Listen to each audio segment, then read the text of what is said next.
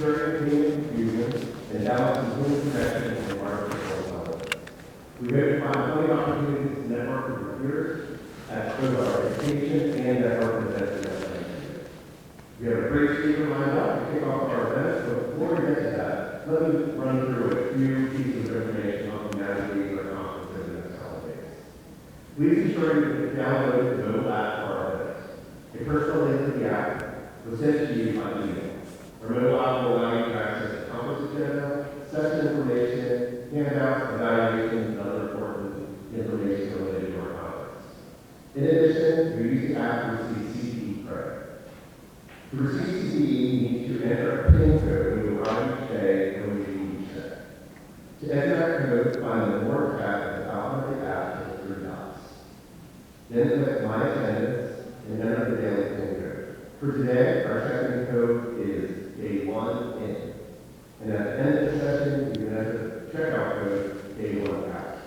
Each day, we will share with you the check-in code and checkout code. I'd also like to take a minute to thank our sponsors for our event. Their support is essential to having our events, so please find time to visit the exhibit while you're here.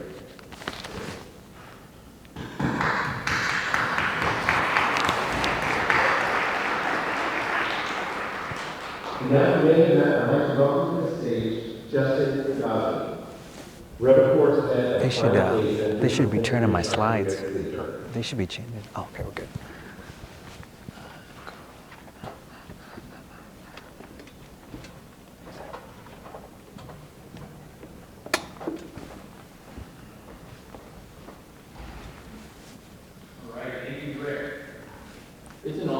So knowing that there's pockets in the front that are empty, then you can capture the parts that are not empty. Yeah, if you notice the parts, okay. But representing RevCorps, I can say that we know how to take on the challenges in specialized claims, and we help hospitals get past the many obstacles on the path to revenue recovery. Just don't ask us to scale our goals. And now, I'm happy to introduce our keynote speaker, author, award-winning inspirational speaker, and American Ninja Warrior finalist, Juan Miller. Juan is fiercely committed to empowering professionals with practical strategies to overcome adversity by developing resilience and mental strength. And I'm sure we can all agree in this chosen profession that we have in healthcare revenue cycle management, resilience and mental strength are key to success. So without further ado, let's learn more about Juan by watching the short video. Juan Doe is the recipient of the Verizon Wireless Motivator Award, an acclaimed author and a city finalist in NBC's hit show American Ninja Warrior. He has been featured on Good Morning America, Yahoo Finance, and Lay's Chip Bags nationwide as part of the Smile with Lay's campaign that helps support Operation Smile. As one of the 25 most influential people in Seattle by the Seattle Magazine, please put your hands together, make some noise, and help me welcome Juan Doe.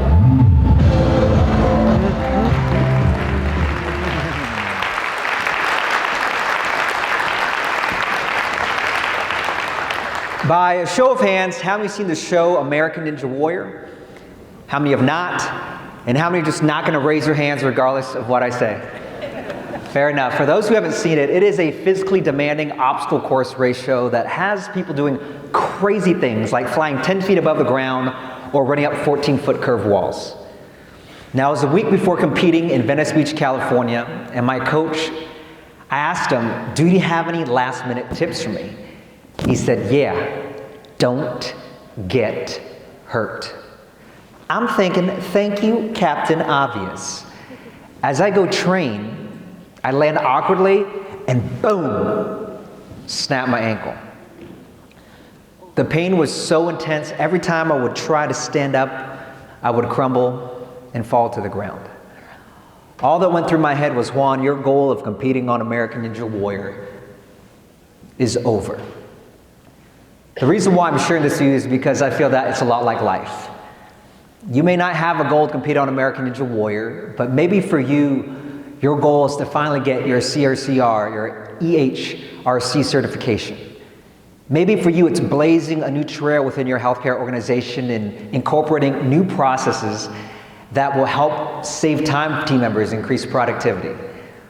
Or maybe for you, it's simply creating a healthier work-life balance. Whatever it may be, as you pursue your goals, it's inevitable that you will encounter obstacles along the way. And I believe your ability to thrive as leaders in revenue cycle management, it doesn't come down to how many years you've been doing this, what resources you have or don't have, but rather, I believe it comes down to the decisions that you make when these obstacles show up in your life. And with our short time together, I want to share with you 3 decisions that will help you to thrive in the face of adversity. Now, to be specific, in our time together, I want to be upfront about 2 things. Number 1, I want you to know that I'm not here to pretend like I know what it's like to be in your shoes. What I do know, though, is how important you are to your healthcare organization. I understand that the work that you do impacts every facet of your organization, from its financial stability to its ability to provide quality patient care. And over these next couple days, you're going to have a chance to hear about current and upcoming trends. You're going to learn best practices from different top revenue cycle teams, and you have a chance to learn from one another. In our time together, I'm here to simply share my story and life lessons with the hopes that can support you in not only your professional life, but also your personal life. And to be specific, in our time together, you're going to discover a technique that will help you to change your perspective and attitude during challenging times. You're going to learn a 3-step process that will help stack the odds in your favor to achieve your most important professional and personal goals. In our time together, you're going to experience how easy it is to make meaningful connections that will support you in your careers and in your lives. And lastly, you'll understand the keys to creating a work environment that inspires innovation, collaboration, and results. Now, the second thing I want to be upfront about is I want you to know I'm not here as a speaker to lecture to you. Why? Because it's never fun for someone to talk at you. So in our time together, I want you to think of me more as a friend. You know, like a funny, charismatic, amazingly good-looking, humble friend that's just here to have a conversation. But to have a conversation, you need at least how many people? Help me out here. 2. So there'll be times I might ask you questions, and if it relates to you, feel free to yell out an answer. There'll be times I might ask you to raise your hand or connect with a neighbor, and the reason why is because if we can have a conversation where we're going back and forth, we're gonna have a lot more fun. Time will fly by, and you'll take more away from our time here together. And I figured if we're gonna be here together, let's make the most of it. So if you're up for making this less of a lecture, but more of a conversation, do me a favor, would you? Go ahead and put both hands out like this. Go and motion at me like this. And go and say out loud, Juan? Juan. Let's try that again with something called energy. Juan? Juan. Let's have some fun. Can't believe you actually did that. I'm kidding. Now, as we start here, I just want to check in with you. I know we're here in beautiful, sunny San Diego, but I want to check in to see how you're doing. So if you do me a favor, grab a cell phone for me or have an electronic device. If you don't have one on you, you can connect with your neighbor. They can help you out. You can go to this website called menti.com. You can type in this code, 3584-0281. So again, you can go to menti.com. Free website. You enter in 3584-0281. Now, once you do, you're going to notice a question on your phone or on your laptop or electronic device. And the question is real simple. If you could describe in one word how 2024 is treating you, what word would you use to describe the year for you so far? And what you're going to see in the screen, if you didn't get it, you can scan the QR code, is these are real-life answers from your colleagues here in the room. Challenging, stressful, it's been awesome, it's been long, promising, it's been generous, it's been crazy with multiple Z's, it's been meaningful, boring, sad, nonstop. And as you continue to share, I just want to thank you for your candidness to share. My hope is you realize is whatever you're experiencing, it's not right or wrong, it's just your current reality. And the reality is, throughout the year, throughout our lives, we go through different seasons. Would you agree with that, yes or no? This is the interactive part. Yes or no? And if you're going through a challenging time or a stressful time, what I'm here to share with you is that it's okay not to have a positive attitude. Popular advice says, it's okay, you just gotta be positive, it's gonna be all right.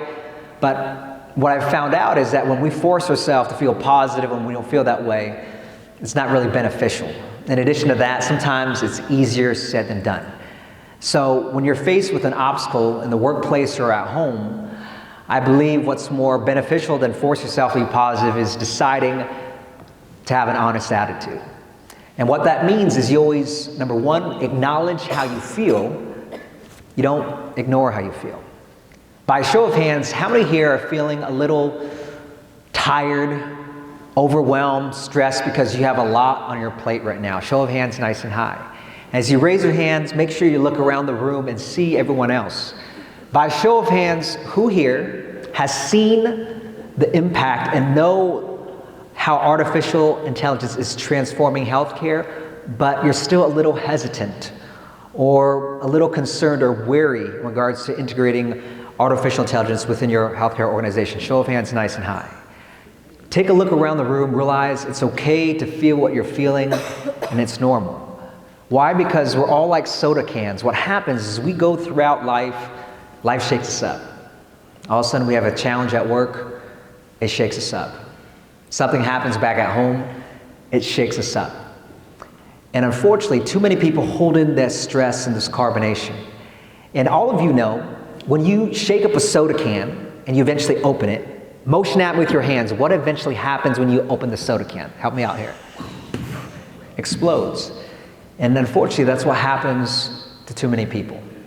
And so I just want to invite you, whatever you're experiencing in that moment as you're entering this conference, it's okay to acknowledge how you feel. And the key is to do it in a healthy way. So maybe for you, it's exercising, maybe it's listening to music, maybe it's talking to a peer or colleague here.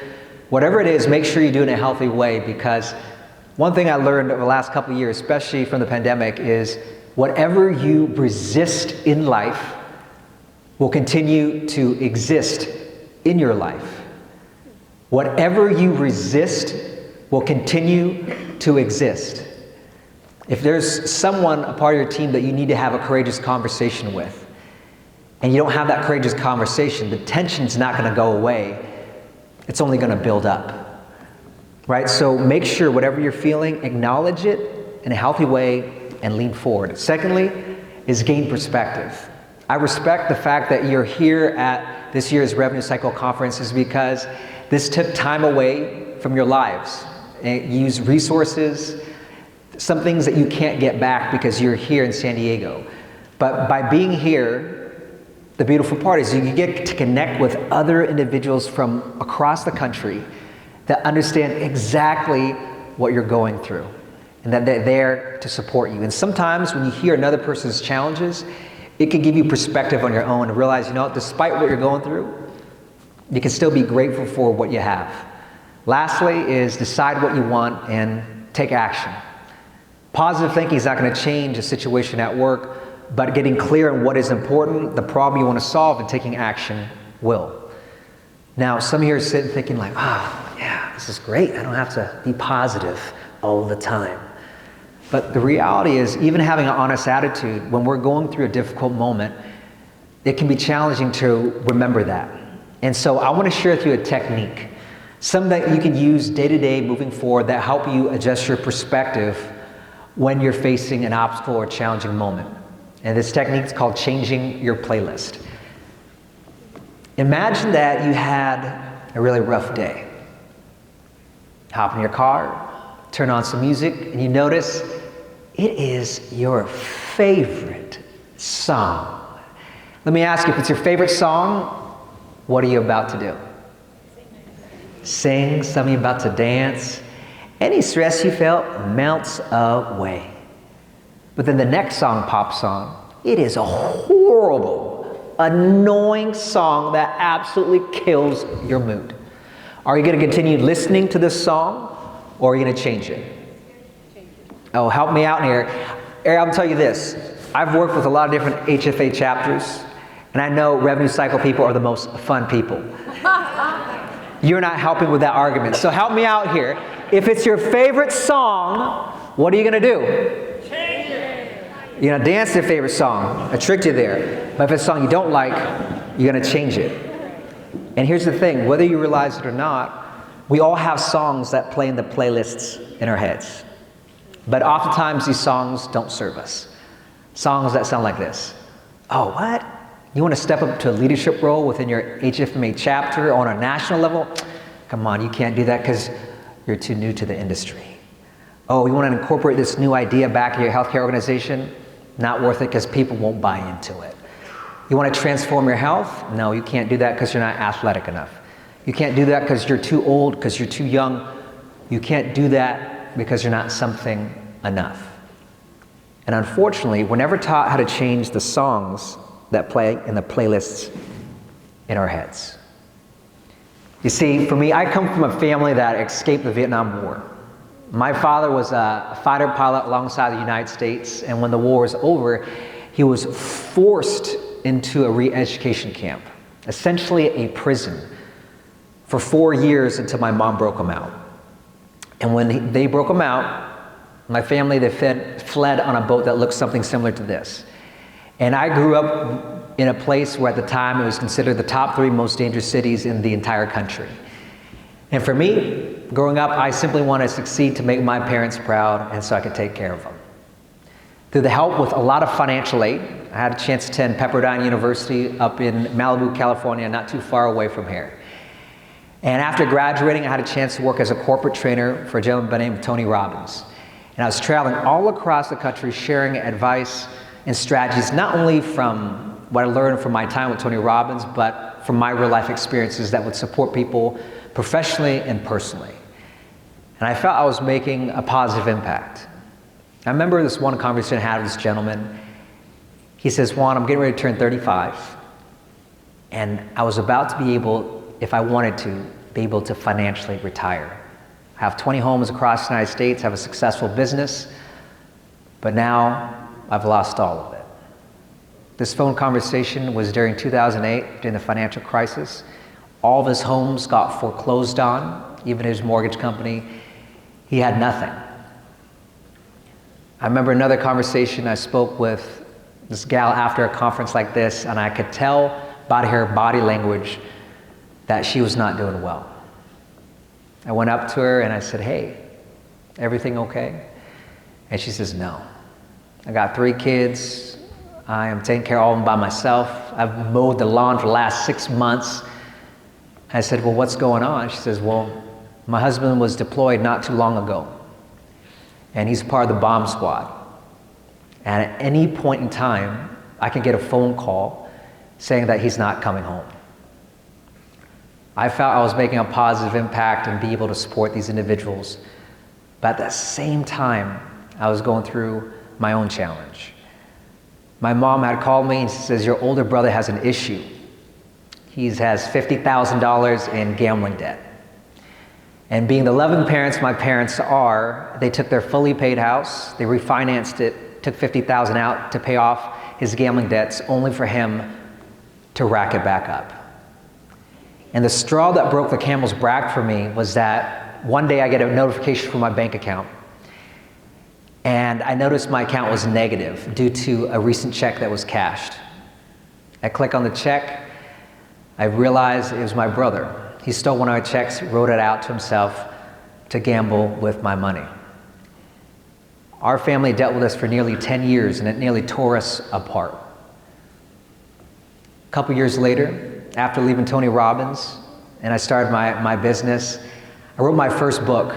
And at the time, everyone on the surface thought it was a success. Why? Because I just had this massive book launch event. I was a published author, but what people didn't see, I felt like a failure. Why? Because I felt like an imposter. What people saw was me as a published author, starting a business. What people didn't see was leading up to this, I went through all my savings. I racked up $20,000 in credit card debt. And I had to humble myself to work random odd jobs to make ends meet. My first job I took was as a census taker, knocking on doors to see how many people lived in each household. I did door-to-door sales for Xfinity, selling Comcast cable, Wi-Fi services. I even delivered phone books. Now, for any professional here born after the late 90s that may not know what a phone book is, it's an ancient artifact, about this thick, and had people's home phones in them when everyone used to have home phones. And for me, I was thinking, how did I go from being a corporate speaker to delivering phone books? All of a sudden in my head, boom, Juan, it's because you're not good enough. The reason why you're not able to help your brother, boom, Juan, is because you're not good enough. These are only a handful of obstacles and songs that I had to overcome in my life. And the reason why I share this is because we all have songs that play in their playlists in our heads. I'm curious, what songs are playing in your playlist in your head right now as you're here at the Revenue Cycle Conference? Do you have a negative self-talk about your ability to make the impact that you desire within your healthcare organization? Do you have a negative self-talk about your ability to restore an important relationship in your life? Whatever it may be, these songs were written by something that happened in your past. And understand is we can't change our past, but we can change everything moving forward. Why? Because your past does not predict your future.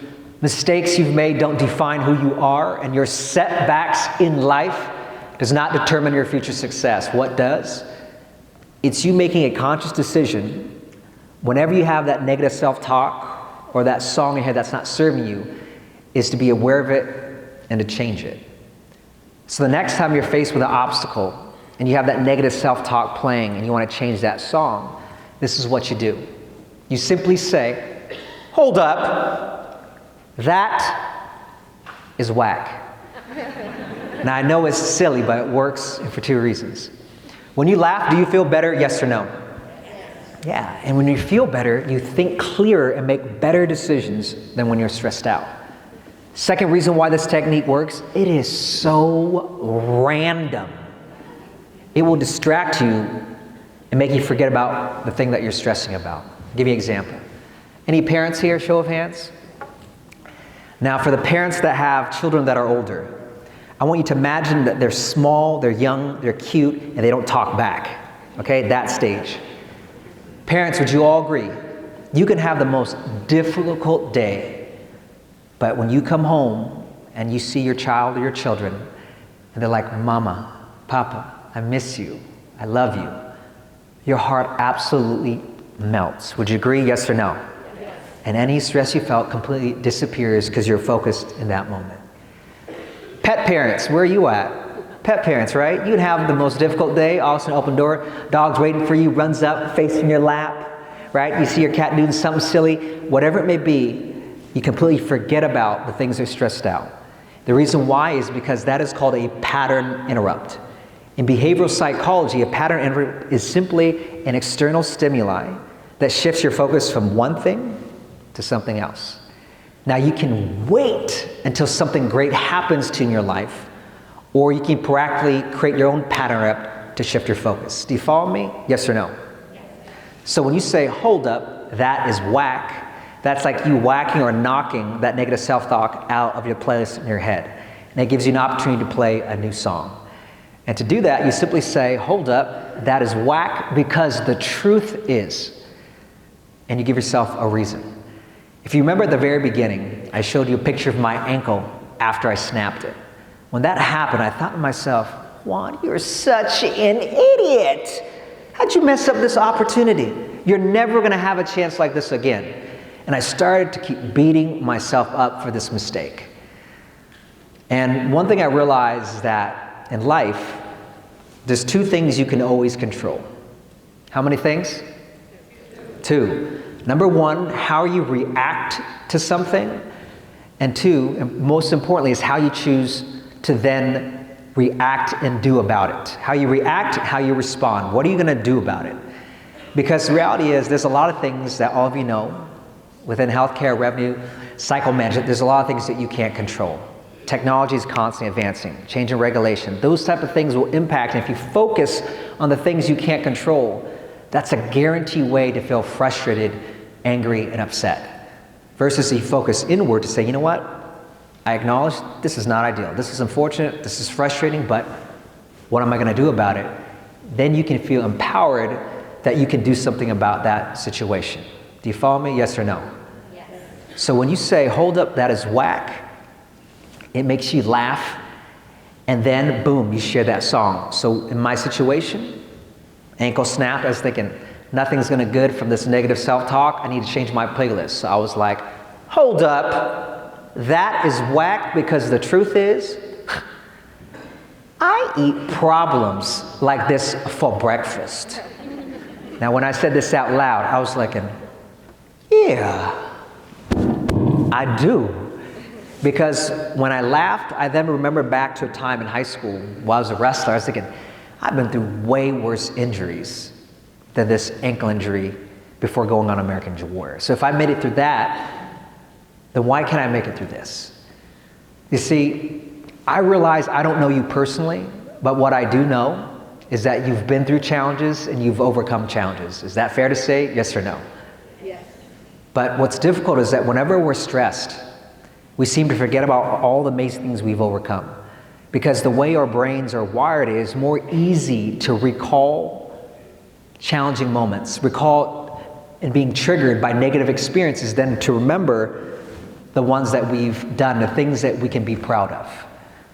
Right now, do me a favor, go back to your cell phones and you go back to menti.com. And what's gonna happen is there's gonna be a new question on the screen. And this question is simply this: what is something you've overcome in your life that you're proud of? And I remind you, this is completely anonymous, so what you share, no one else will know. But I'd like you to answer, what is something you've overcome in your life that you're proud of? Now, we had someone share suicidal thoughts, overcoming that, financial struggles, failing out of college, overcoming depression, cancer, divorce, depression, academic struggles, low self-esteem, assault, gender discrimination, being a single parent, getting a master's degree, being a single mom, overcoming money issues, extreme shyness. And as you continue to share, I just want to thank you for your willingness to be vulnerable to share. The reason why I ask this is for two reasons. Number one, I promise you there's someone in this room that needed to see what you shared to realize they're not the only one going through this.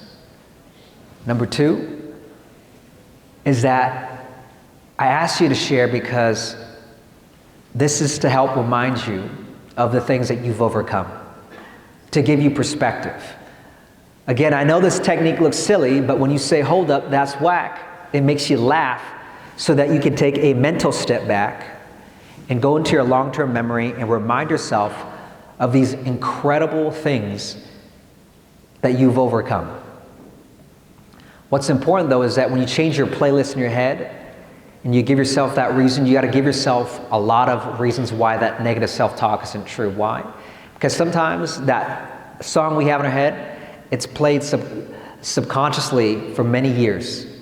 Whether it's from a childhood, a couple years ago, what I've learned is when we have what's called an emotional anchor, when it's a very intense emotion, it doesn't matter how long ago it was, it's easy to be triggered because that was a very meaningful moment in your life.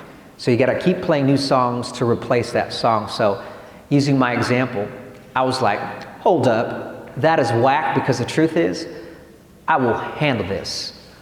Hold up, that is whack, because the truth is, the bigger the setback, bring it. The bigger the comeback.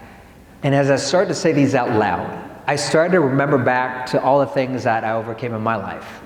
Overcoming suicidal thoughts, challenges within family, brother's gambling addiction, money challenges. And it gave myself perspective. I was thinking, I've been through all of this, and all in front of me is this ankle injury.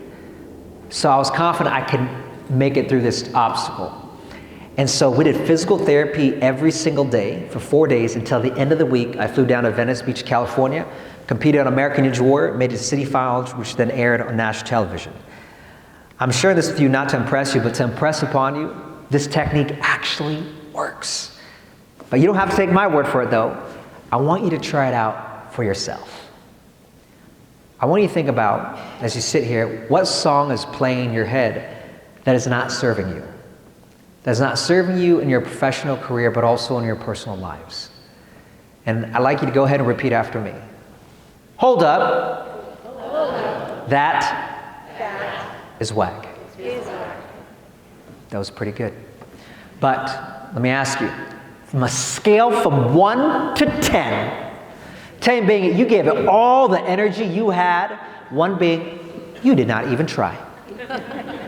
Would you all agree that was not a level 10 effort, yes or no? All right, follow-up question, why not? Some of you are like, I wasn't ready.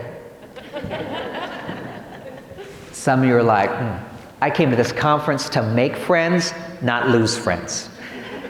Whatever your reasoning, I'm sure it's valid and true, but I've done this with elementary school kids to CEOs of companies. And I've realized the reason why people don't give their best effort up front, it could be because I'm tired, I didn't feel like it, I wasn't ready, but the true reason is because the fear of judgment. Like, oh, well, this person next to me thinks I'm a little crazy or thinks I'm weird. And as leaders within your organizations, all of you know that the decisions that you make, not everyone's gonna be happy with it. Would you agree, yes or no? And there'll be always someone there to judge you. The key is, how do you learn to let go of that? And it's difficult because if anyone says, oh, just don't worry what people will think, it's okay, just keep moving on. It's like someone telling you to have a positive attitude. It's easier said than done. And so what's helped me is, it's about flexing that muscle called courage. What do I mean? When you think about the important things that you aspire to, the things that you want to accomplish within your organization, within your lives, it's going to require you to do things that are not easy. But the more you want to do the things that are not easy, therefore the easier it gets. It's like if you grab a weight and you lift it, the more you lift that weight, the more repetitions you put in, the stronger your muscle gets and the lighter that weight feels. And understand, it's being courageous in those moments. And courage is about not being afraid. Courage is acknowledging, hey, this is kind of scary, but I know this is something I need to do, and I'm going to follow through with it. So I'm going to give you a chance to do this exercise again. But my challenge to you is to give it a level 10 effort. Are you up for that challenge, yes or no? Yes. Your enthusiasm is overwhelming. Are you up for that challenge, yes or no? Yes. All right, to get the full effect of technique, first thing I need you to do is go ahead, without talking, go ahead and stand up. Step 2, you must include the hand motion. This is critical for this to work. Bonus step, extra credit. Go ahead and insert a little energy and a little attitude. Some of you here know what I'm talking about, okay? Now here's the thing, I can look at some of your body language. Some of you are like, nope, not doing this. Some of you I see in the back trying to go to the restroom. I see you as well. We're closing off the doors. I'm kidding. Here's the thing. I can respect the fact if you're thinking, well, I'm not sure this is for me, because I will probably want to observe from the side too. But hear me out here. Has there been times in your life, whether in the office or in your personal life, you wanted to try something new? You wanted to speak up, share an idea, but you didn't because of a song that was playing in your head? Understand is how we do one thing impacts how we do a lot of things in our lives. So I just want to invite you for the next 15 seconds is to give it a level 10 effort. And if afterwards you're thinking, wow, this is awesome, I feel better, great, you continue using this technique. If afterwards you're like, nope, didn't work, not doing it again, that's okay. But at least you were willing to give it a try and you were willing to be the judge yourself whether this technique worked or not. Does that sound fair? Yes or no? Yes. All right. So what's going to happen is in a moment, we're going to clap our hands to bring up the energy in the room. I want to be so loud that everyone in this hotel can hear us. I want to be so loud that everyone over a couple blocks away can hear how much fun HFMA members have but I'm gonna need your help to bring that energy. Sound good? So in a moment, I'm gonna clap my hands, you'll clap with me. Once I get to 3, you'll stop clapping, and then you'll start repeating after me. Sound good? Are you ready? Yes. Let me try one more time. Are you ready? Yes. Go ahead and clap it up. 1, 2, 3. Hold up. That is whack. Because the truth is, I eat problems for breakfast. Hold up. That is whack.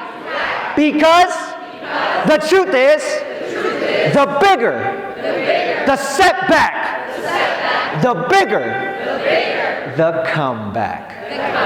Go ahead and give a person next to you a high five and grab a seat.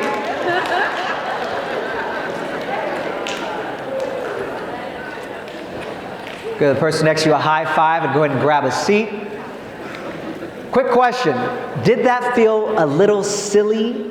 Yes or no? Yes.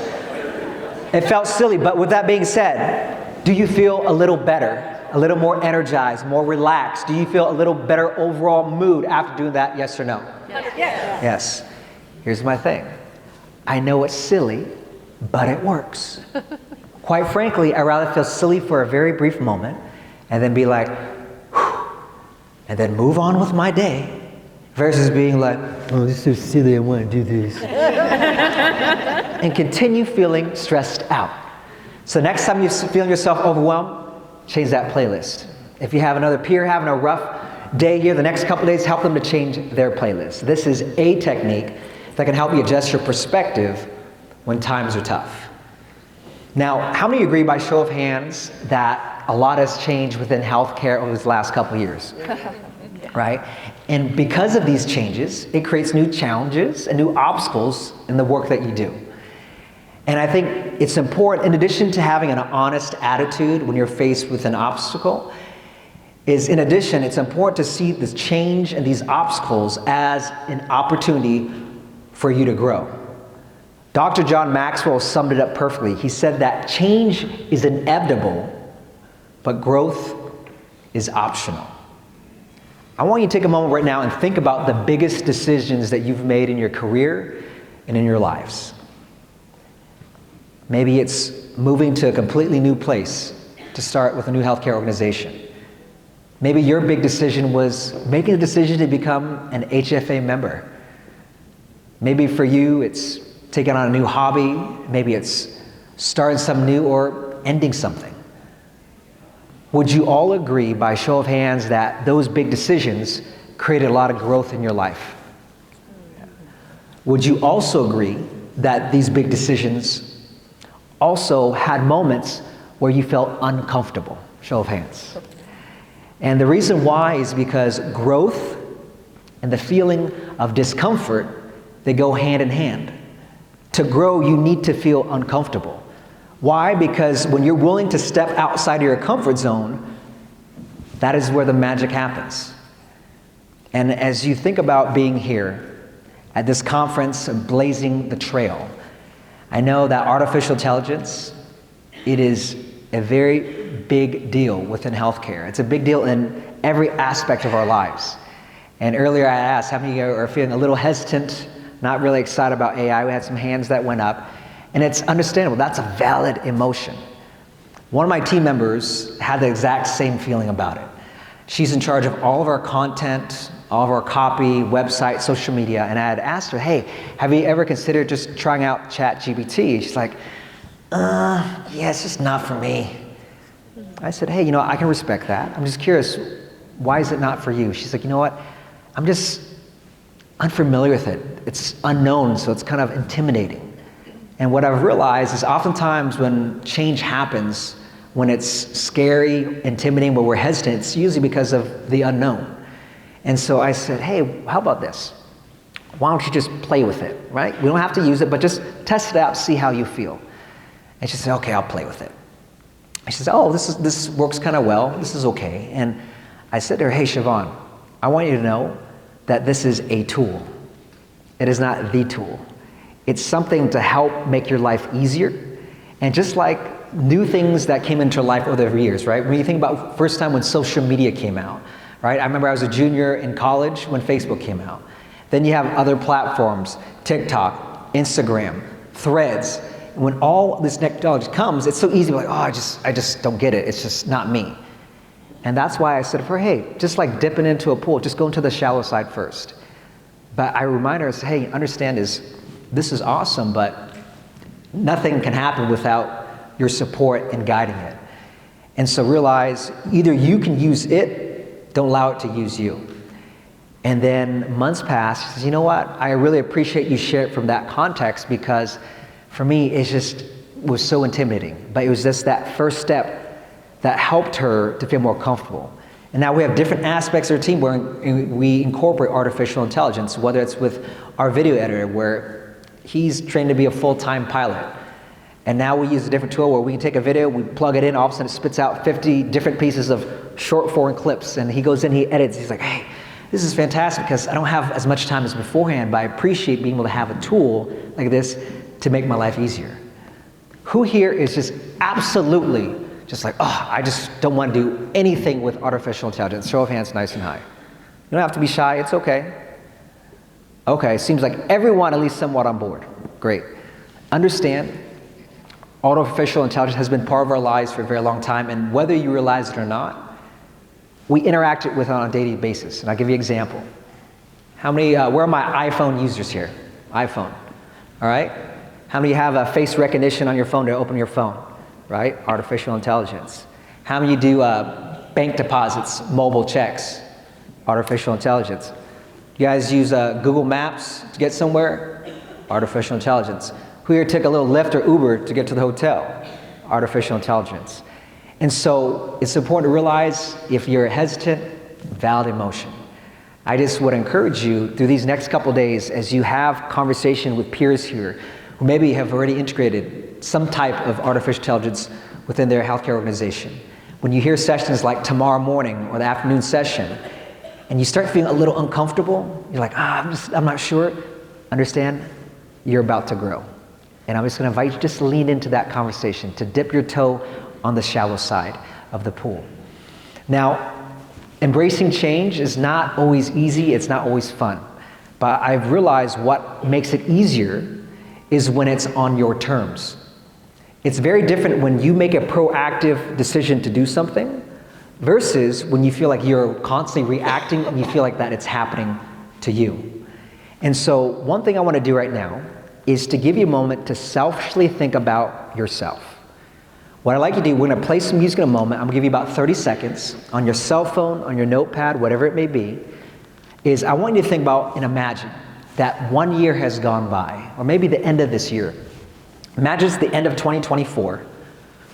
What specific things would need to happen for you to look back and feel happy with your progress professionally and personally?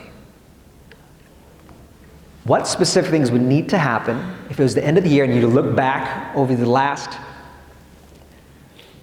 9-10 months and you to say, wow, I'm really happy with my progress professionally and personally. We'll play some music here.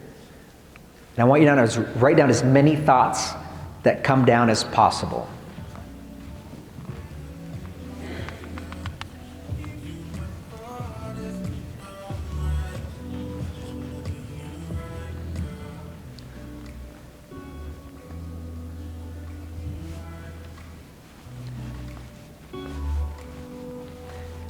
Is it for you?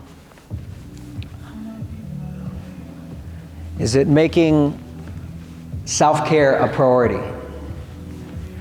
For you, maybe it's creating more magical moments and memories with loved ones. Maybe for you, it's finally carving out that time to get your certification. Maybe you've been around the organization and you're a seasoned veteran, and it's finding more ways to mentor new leaders. What specific things would need to happen for you to look back over the year and be happy with your progress professionally and personally? We'll give you another 10 seconds.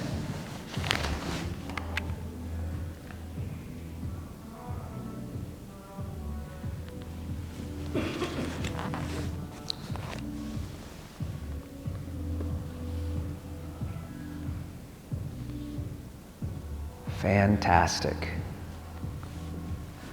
Very good, very good. Now, as you look at this list, consider this your KPIs, your key performance indicators, to make sure that you have a year that you are happy with. Now, I want to share with you a couple insights or a framework that will hopefully support you in making further progress with these important things that you listed down. I call this process making sure you have a GPS. Make sure you have specific goals, a meaningful purpose, and multiple strategies to achieve it. Imagine I say, hey, all of you are my new friends. Let me fly you up to Seattle, Washington, to where I'm from. And I say, hey, Starbucks on me.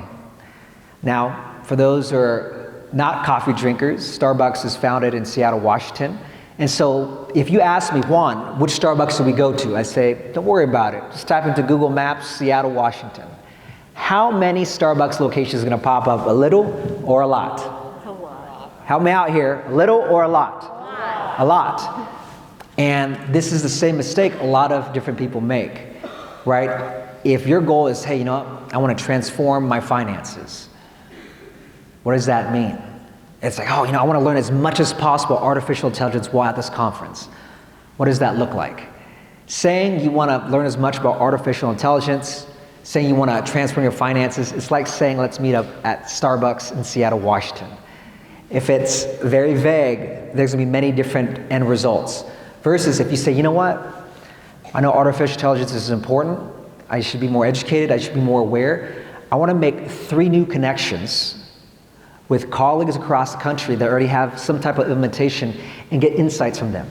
I want to connect with 3 different business partners here and see if they would be a right fit for what we're looking for.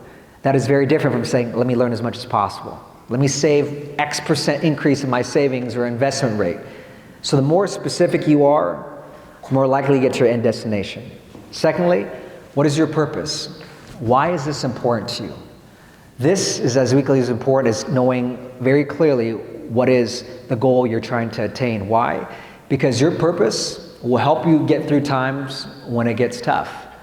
Give you an example. Who here has ever worked at a job you absolutely hated?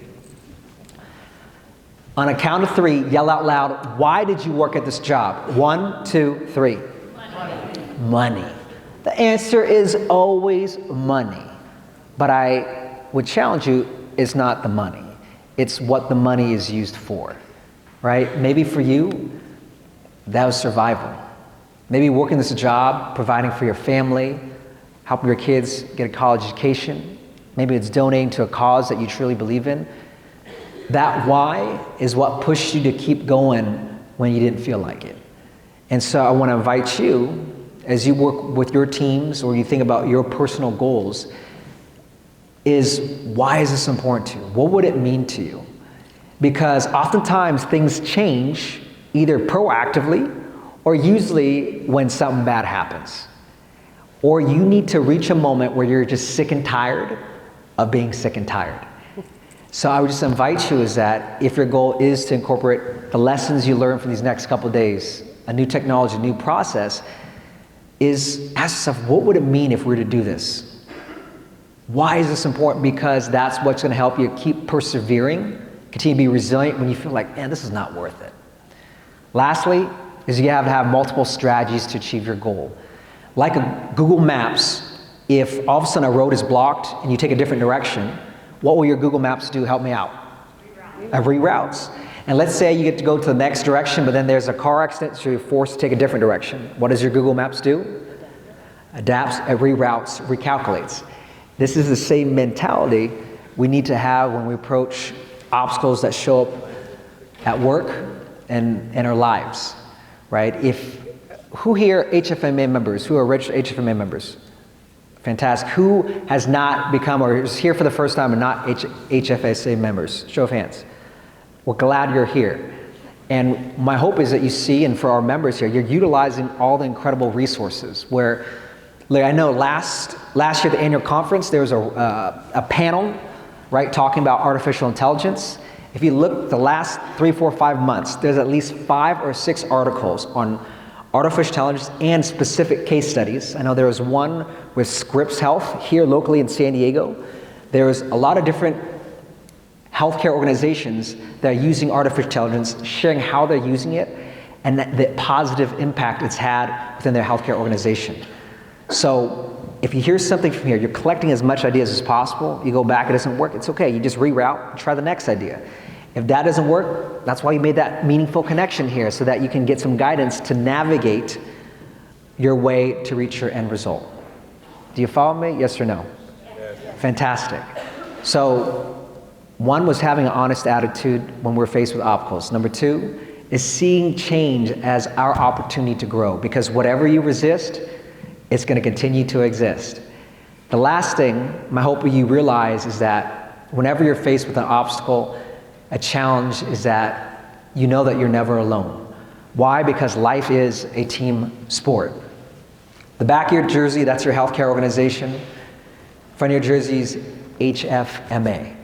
You're a part of a bigger team here, and my hope is that you know that you have a support system that will help you to reach your goals, not only professionally, but personally as well. I had a chance, I was with Oregon HFMA for their spring conference last May, and the beauty I saw that was the meaningful connections they had. They had a golf tournament as it started to raise funds for a member that had recently passed away. And it's beautiful to see, because even though this is a professional organization, for those who've been members, you know it's much more than that, right? It runs deeper. And so for those who are maybe joining this conference the first time, we're excited you're here. For those who are not members yet, we're excited you're here as well. And my hope is that you tap into these relationships. And the key is to make sure, if you want to make these relationships, is to stop networking and start connecting. There's a huge difference. Networking, that's, hey, what's your name? Where are you from? What do you do? You can learn all that by stalking someone on social media, okay? Connecting is taking that step further and just saying, hey, what's really important to you? What's a challenge I can support you with? Connecting is understanding someone. Networking is just knowing someone. And I want to show you how easy it is to make meaningful connections through this exercise. What's going to happen real quickly, real simply, is you're going to partner up, right? Whether someone at your table or someone that you don't know at the table across from you. But you're going to find yourself a partner. Make sure you have a partner for this exercise, because I will call you out. Once you have a partner, you're going to assign partner A and partner B. Now here's the thing. If you don't have a partner, hands up till you pair up, right? You look around, you have a partner, make eye contact, boom, that's your partner. Walk towards them. Don't just stand still and do this, okay? So, your challenge is you have approximately 10.4 seconds to find a partner. Go ahead and go.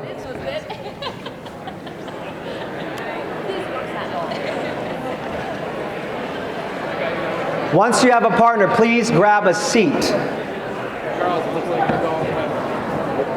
are you doing? I know we started a little late. Do you want me to still end on time? Started late.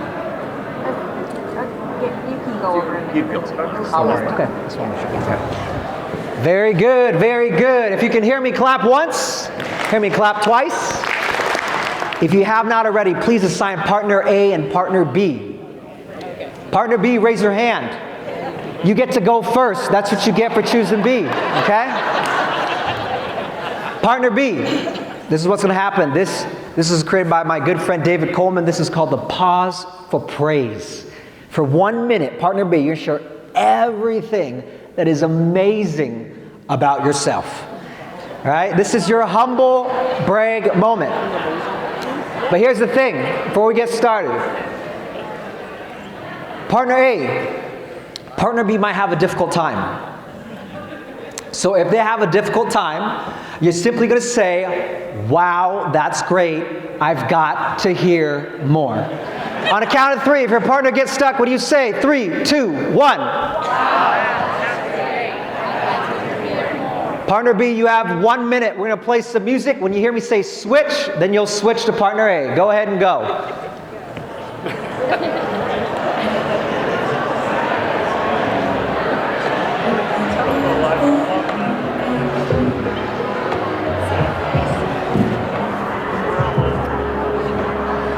Back of the room. So we'll go back so people don't view.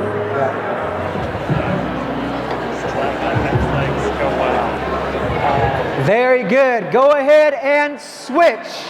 Go ahead and switch. You can. It's got to be genuine.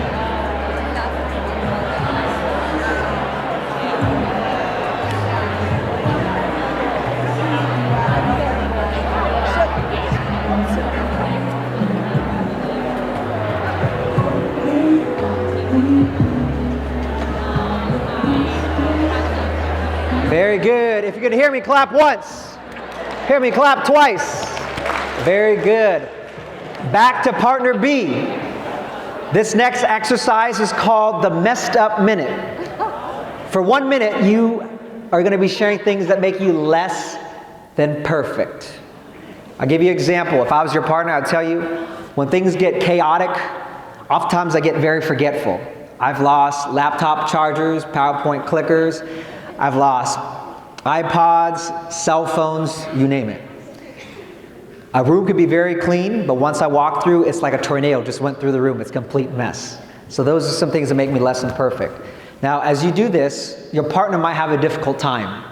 And if your partner gets stuck, you're simply going to say, that's okay. What else is wrong with you? If your partner gets stuck on a count of 3, what do you say? 1, 2, 3. I want to be very clear that that was a joke and that there's nothing wrong with you. With that being said, would you all agree we have areas that we can improve on, yes or no? Yes. That's what we'll be sharing this exercise, okay? So partner B will go first. When you hear me say switch, then we go to partner A. Go ahead and go.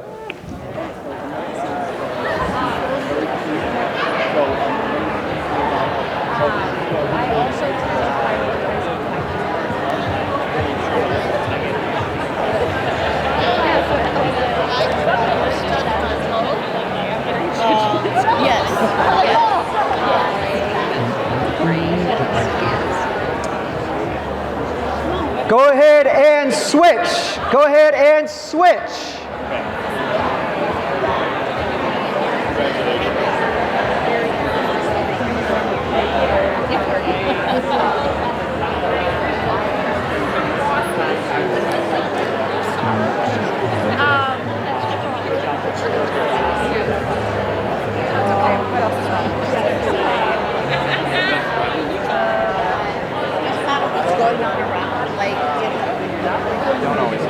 Fantastic. If you hear me clap once, hear me clap twice.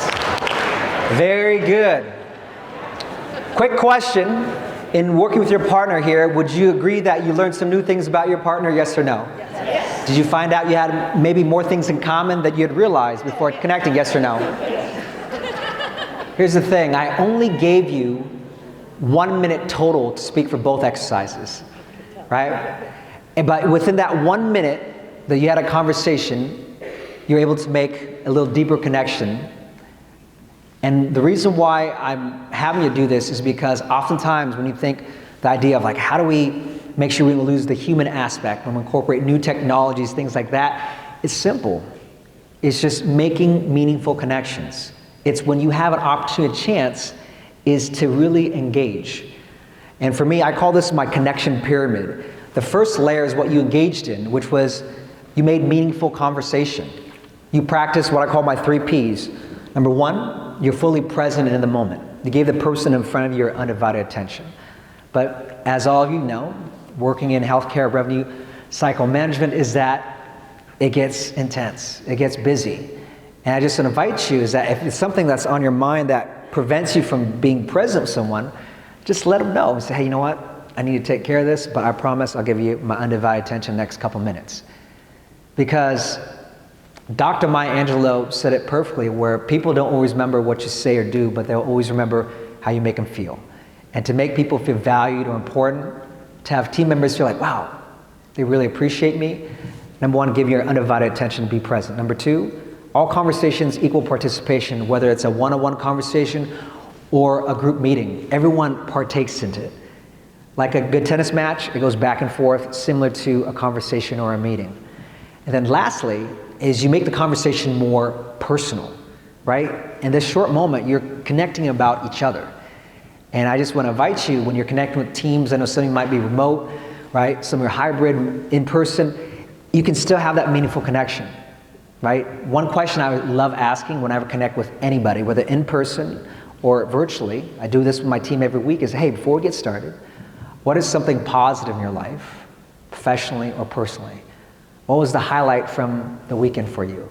And we give people the space to share, and that helps change the type of conversation before we get into getting things done. Does that make sense, yes or no? Yes. Because here's the thing is, the questions you ask has a dramatic impact on the tonality of a conference, a meeting, or interaction. I'll give you an example. Who here has people in your life where no matter how challenging it may be, when you're around this person or these people, you instantly are lifted? How many have people like that? Fantastic. How many have people in your life where when you see them, you want to walk the opposite direction because they drain the life out of you, all right? Hopefully they're not sitting next to you right now, okay? Here's the thing. You can be either of these people depending on the conversations you had or the questions you asked. I'll give you an example. I can ask you, hey, what is the most stressful thing in your life right now? And you can think about a certain situation or a person in your life. On the flip side, I can say, hey, what's something in your life that you're beyond grateful for? And you're going to think about that person, that thing. Two questions that lead to two different emotions. So I just want to invite you, when you're connecting with people here, right? Hey, where are you from? This and this. But hey, you know what? What's important to your life right now? Talking to a team, hey, what was the best thing about your weekend? Talking to a child, usually you're like, oh, hey, how was your day? It was good. Hey, what's a moment today that made you laugh out loud? By changing your question, it's going to create more meaningful and personal conversation. By having more meaningful conversation, it leads to the second layer, which is an increased understanding. Now, Harvard Business Review, they had an article on the impact of employee engagement on performance. And all the factors that they were researching, they found out a very important factor is that creating an environment where people feel heard, understood, and appreciated ranked at the very top in regards to having people engaged and their performance. A very practical way to do this in your lives is to exercise empathy. Right? For me, empathy is simply making a conscious decision to say, you know what, I'm going to take all my thoughts, my feelings, I'm going to push it aside for now, and so that I can better understand what the other person is thinking and feeling. My wife and I, a couple years ago, we went to a marriage retreat, and the whole weekend was about empathy. Every time we ask something, now we do an exercise on empathy. You're talking about at least 5 hours a day. And the three practical takeaways that I got from it that not only has benefited our marriage, but also with the teams that we work with, are these three things I want to share with you that you can use. Number one is whenever you find yourself frustrated, something happened within a team, is always ask yourself, what don't I see? Oftentimes, you don't know what's happening in someone's life. I get reminded of all this whenever I'm taking a Lyft, an Uber, I fly to an event. I love hearing about people's stories because I'm always floored by why a person decided to drive or their story of what's happened in their life. And it's the same thing with our team members.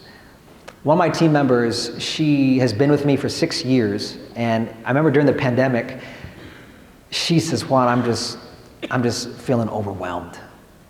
And what registered for me is she says, Juan, I was driving to the grocery store, and halfway through I just forgot how to get there. And I was just talking with her further. I said, hey, you know what? What's been going on? And as she started to share, three most powerful words you can say to someone as they are willing to open up is tell me more. And she's had different health issues from the past. She felt that stress from work was really exacerbating it and making it worse. And I saw this, I vowed as a team member, we had the capacity, so then of course, hey, you know what? Let's take some things off your plate for this moment, and then let's build on the team. This is going to be a necessity, not only for us to grow, but for your overall well-being and for things to work. And lastly is that when a person's willing to share, last thing you do is simply thank them and say, what can I do to support you? That is a very practical way you can exercise empathy day to day in the office with the people that you work with. If your goal is to make them feel appreciated, heard, and understood, empathy is a way to do that. When you exercise empathy, you develop what's called the third layer I call a developed comfort. Now, Google, they love doing studies on high-performing teams, and they had a project called Project Aristotle. So for 2 years, they spent millions of dollars. They looked at 180 different teams. They did 200 plus interviews. And they're thinking, oh, maybe we take the best of the best people, their skill sets, strengths, we combine them together, or we do this and that. And what they realized in the end, the number one factor that created a high-performing team, psychological safety. Where team members felt, you know what? I could come to this environment. If I make a mistake, there'll be some grace. If I also have a question, I can ask it and not feel judged. But I have room to grow and explore. I feel safe in what I can say and the things that I do. We just did a recent round of interviews. We had about 300 applicants within a 48-hour process. And the common theme was, hey, I want to be part of an environment. I want to have fun. I want to feel like a part of something. But I want to feel like I can learn and I feel safe. And a practical way that you can provide psychological safety is to practice vulnerability. Vulnerability for me was something that was difficult at first. Why? Because I remember in college I took a psychology class. It was known as the crying class because people go there, they cry, and they leave. And I was thinking, this is not for me, I'm good. My friend says, Juan, why are you pretending everything's okay? We know about the issues back at home, like we're your friends, it's okay to share. And what that class taught me, that experience, was that vulnerability, there's different depths to it, but when you're willing to be a little vulnerable, to show that you're just a human being, it doesn't show you're weak, it shows you're strong because not many people are willing to do it. This is a picture of my father at one of my events. My father and I are very close. As a kid, one thing I always wanted to do was go to Bring Your Child to Work Day. I never had the opportunity, so I decided to bring my dad to work day. And my dad and I were very close, but our relationship was never like where it is now. And I remember there's one pivotal moment that changed it. My father is absolutely incredible. My parents are incredible. My dad, everything he did was for the family. He woke up 5 in the morning, went to work, came home, helped out my mom cook, clean. Growing up, I didn't even know what he did because he did everything around the house. He fixed the toilet, he fixed the car. So I was telling my friends, oh, my dad's a plumber. No, he's a car mechanic, he does this. But I remember my dad, whenever I needed him, he was always there. He was at all my sporting events. I remember one of my fondest memories is I loved McDonald's French fries as a kid. And I'd call my dad at work. I'm like, hey, Dad, can you buy me some McDonald's French fries? He says, I can't promise you, but I'll do my best. Every day I hear the doorbell ring, I run, open the window, and in his hand is always that brown McDonald's bag. That is who my father is. And I remember one day he asked me, he says, hey, Juan, and this was during the time when I was delivering phone books, that crazy time in my life. And he's like, hey, can you transfer my music from my iPod to my iPhone for me? I'm like, yeah, I got it, Dad, don't worry. Weeks go by, he's like, hey, did you get to it yet? And I was like, oh, I'm so sorry, Dad, I just completely forgot. I've been busy, and I could tell he was disappointed. I said, you know, Dad, don't worry about it. I'll take care of it right now. And for me, I have a PC, and so therefore I'm like, what? It's not just drag and drop. Why isn't it so complicated? And it took me about an hour. Once I got done, as I was getting ready to give my phone and the iPod to my dad, I just felt really embarrassed. Why? Because I thought about all these incredible things my dad did for me. And he just asked me for this one simple thing. And it took me weeks to do. So as I gave him his iPhone, his iPod, I said, Dad, I want to apologize for taking so long to do the simple task because you've done everything for me in my life. Anything I've asked, you've done it immediately. And I appreciate all you've done, and I'm sorry that it took so long for me to give this to you. He looked at me, and he said, Okay. I'm thinking, I just poured out my heart. This is all I get. Days go by, and my dad had asked me to bring something for him. And I remember he texted me, he said, hey, make sure to bring this, I'll remind you. I said, don't worry, I got it, Dad. Once I got to their place, my dad says, hey, did you bring that thing I asked you to? I'm thinking, Dad, I'm so sorry. And he says, are you kidding me? I reminded you, I texted you, you confirmed it with me, and you still forgot? I said, Dad, it's been just really crazy. I've been flying all across the country. I just can't think clearly, and I just forgot, I'm sorry. The next morning, my dad comes up to me. He says, hey, Juan, I'm sorry I overreacted yesterday. I can only imagine how tired you are, and it's okay that you forgot it.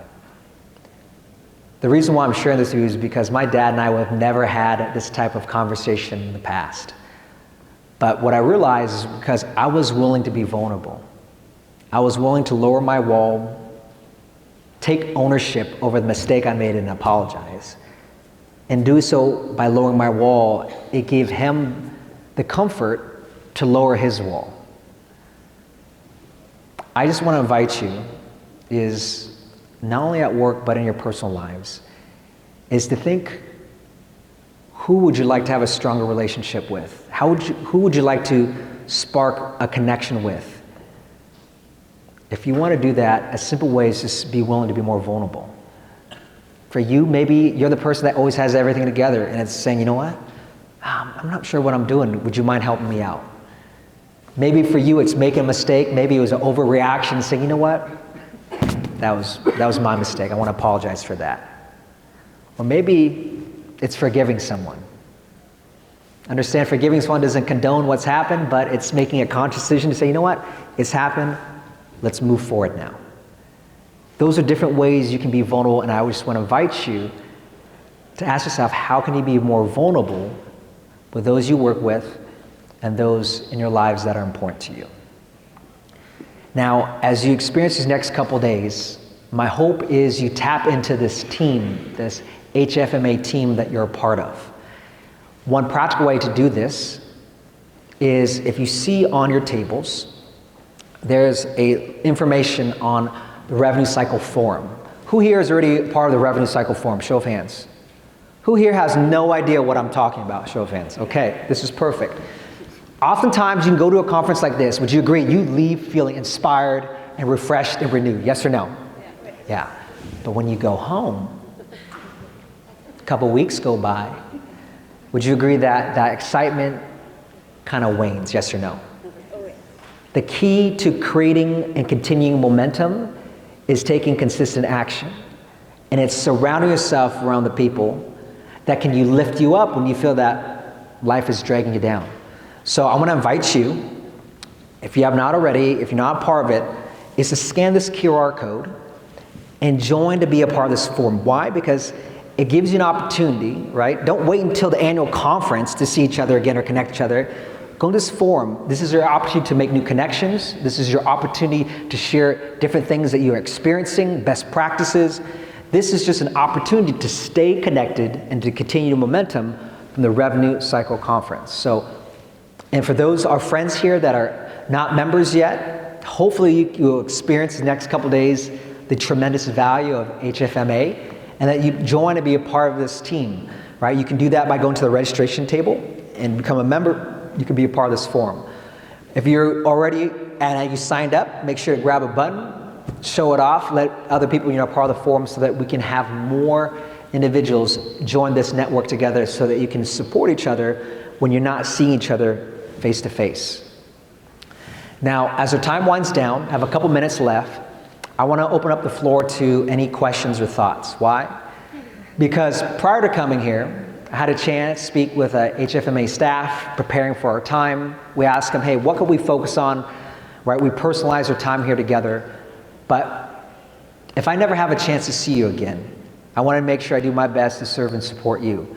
So any questions or thoughts, this is no holds bar. We've talked about everything you can imagine, from American Ninja Warrior, where people talk about my brother's gambling situation. We talk about fitness tips, marriage, you name it, we talked about it.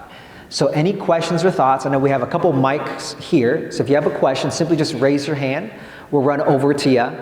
and then you can ask your questions. So any questions or thoughts, comments from our time here together? Can you do the whack thing again, just one more time to really get it in our memory? She asked me, can I do the whack thing? We'll do it at the end, and we'll do it even together. How about that? Awesome. Can you show us the pyramid one more time, too? Yes, I'll go back to the pyramid. This is the connection pyramid. So here we go. And then in a moment here, I'm actually going to be sharing a QR code, and you can download all my slides. So we'll give you that too as well. So other questions, right? We'll take care of that as whack, handle that. Other questions regarding our time together, or just questions in general, things we did not cover. So many hands, who should we choose?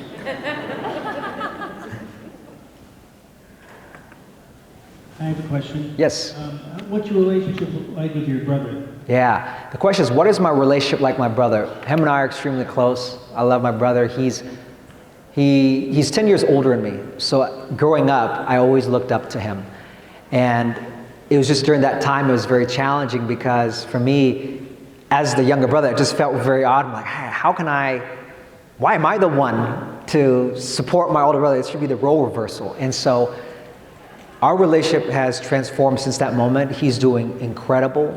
He has 4 beautiful kids. Him and his wife met through Brazilian Jiu-Jitsu. They own an academy together. So he's been staying out of trouble for a very, very long time. But our relationship is extremely tight. During that moment, it was tough.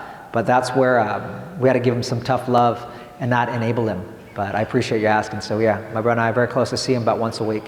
Ever since, I think maybe 6, he cuts my hair every 2 weeks. So I see him very frequent. Yeah. Other questions or thoughts? Thank you for that question. Yes, back here. Straight to the back, right? Yep, straight to where you are. Perfect. I just wanted to say I'm excited that you spoke about empathy and compassion, because I think a lot of organizations, we miss that with our teams, with our peers, especially with leadership. Sometimes they don't know what we're doing at ground level or in the trenches because they're not there with us. And we lack empathy and compassion, because sometimes you'll have employees that are homeless and still show up every day. And then we don't ask them how their day is going, because of course now we're virtual, but they show up every day. Yeah. And we miss the mark and say, well, how are you today? Rather than, did you get that bad child? We missed our KPI. So thanks for mentioning that, because that's important for the culture of any organization. Yes. Thank you so much for the kind words. And the reality is you think about all the technology and tools, right? We know what we need to do, but it requires people to make it happen. And so as you re-emphasize there, it's when a person is, you know what, I'm going to go to bat for this person cares, they're willing to move walls to you, that's the type of relationship you want to have, but it doesn't come from overnight.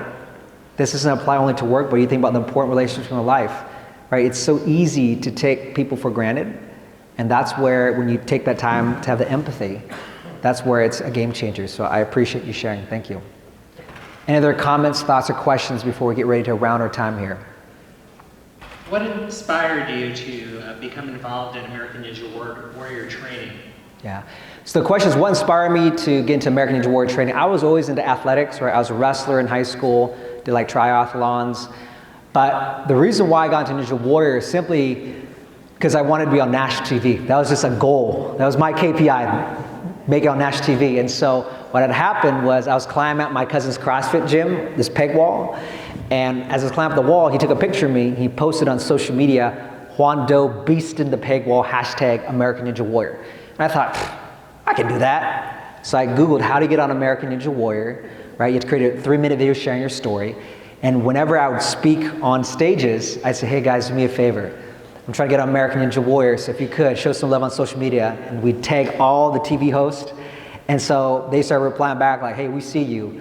And so I wanted to be a Ninja Warrior simply because that was my way to get on national television. Yes. Other questions or thoughts? Awesome. Oh, yes, over here. Front center here, yep.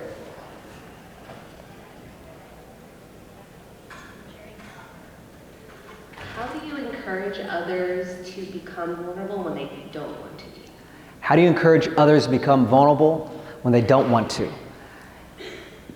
There's a saying where Gandhi has a quote, "My life is my message." You don't have to talk about what you're about, it's just live it and be it. And one of the fastest ways to inspire people is to lead through your actions and not just your words. So if a person doesn't want to, you can't force them. It's like a flower. If it's not ready to bloom and you force it to open, you're going to ruin the flower. And so my invitation is, if you're trying to have someone be more vulnerable, is you got to continue to be vulnerable. Create that environment so that when they do feel safe, they will be ready to open up when the time comes. Now, as our time winds down, as is shared, I want to give you my slides. So if you want to scan this QR code here on the screen, and you type in slides, you'll get all the slides from our time here together. In addition to that, I'll ask you a handful of questions regarding our time together where you share your candid feedback. You don't have to share all that in a bag of chips, but you can share your insights from our time here together. Now, as we wind out our time together, I want you to know I'd love to connect with you. I'll be right next to our keynote sponsors booth, just right out these doors. I'll be at the little cocktail table. We have American Ninja Warrior postcards, so if you'd like one or you have a child Ninja Warrior, we can sign it. Also, we have a handful of our book available for purchase, Creating Momentum in Your Life, if you're interested. If not, come by, get a free postcard. I'd love to connect with you.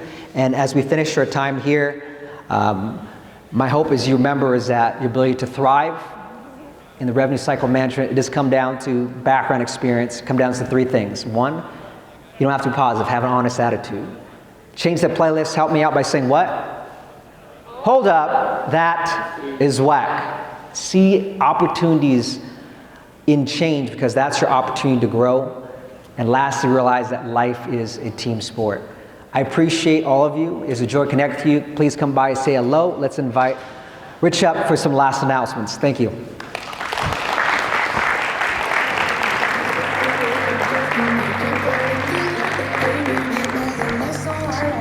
Appreciate you. Great.